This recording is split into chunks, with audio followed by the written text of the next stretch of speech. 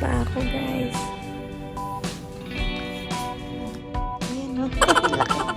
Heto ako ngayon. Ako na naman mag-isa. Nakakalungkot ba? Siyempre hindi. It's beautiful. You can even try to request from your family na me time sa first 2 to 3 days nyo sa hospital. But don't get me wrong, syempre, malaking tulong kapag may gusto kang ipaabot, may mauutusan ka para hindi ka na muna tumayo. May pwedeng mag-alaga muna kay baby habang tulog ka at nagpapagaling. But then, kung walang choice, kung wala kang choice, kung hindi ang mag-isa, if you are already planning to be alone with your baby on the first 2 days, you did it. And I was so happy you did it. Ito yung housemate ko.